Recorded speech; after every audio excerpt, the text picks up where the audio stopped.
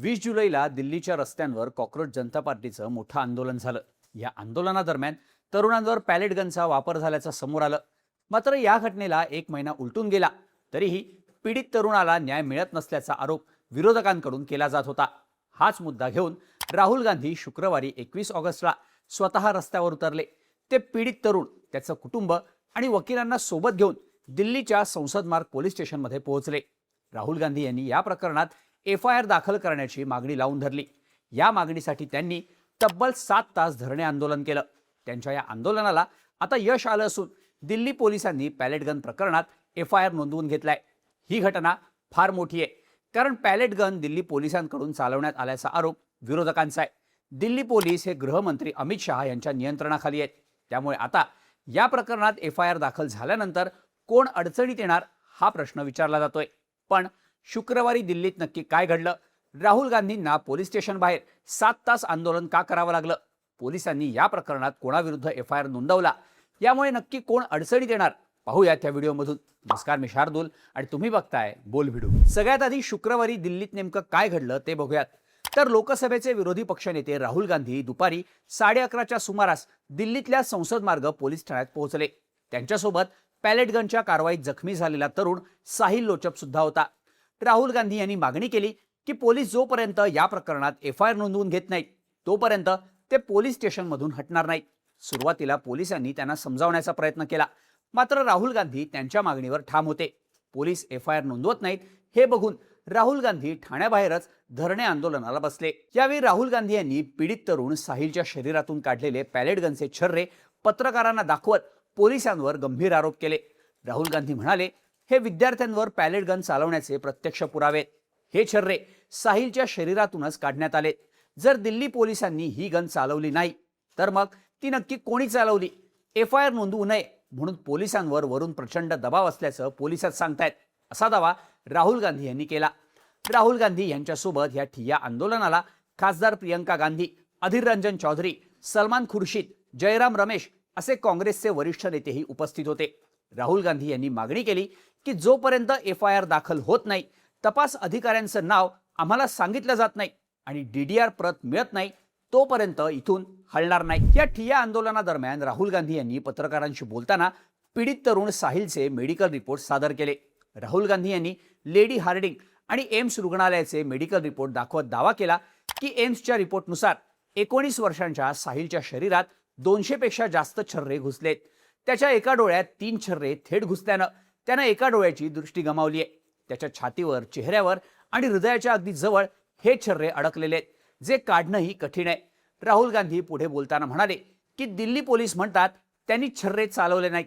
मग माझा प्रश्न आहे, जर पोलिसांनी पॅलेट गन चालवली नाही तर मग ती कुणी चालवली? साहिलच्या शरीरात छर्रे कुठून आले? कुणीतरी हा अपराध केलाच। मग पोलीस FIR दाखल करायला का घाबरतायत?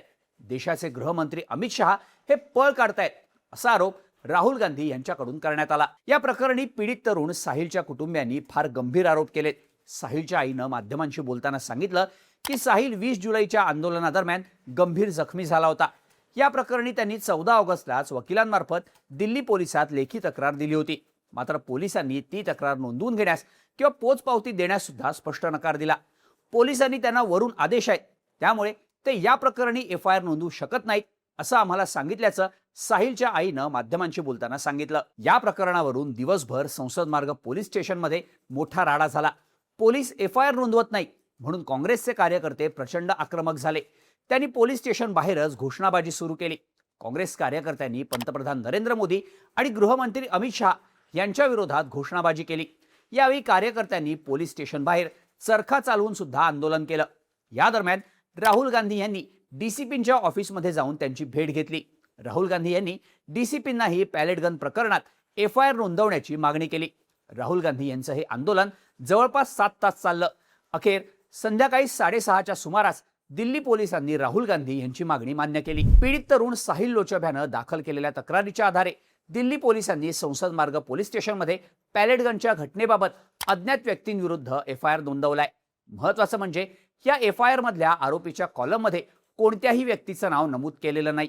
पोलिसांनी सांगितलंय की या प्रकरणाचा तपास क्राईम ब्रँच करते। सर्वोच्च न्यायालयानं या प्रकरणाचा तपास करण्यासाठी आधीच एक उच्चस्तरीय समिती स्थापन केली आहे.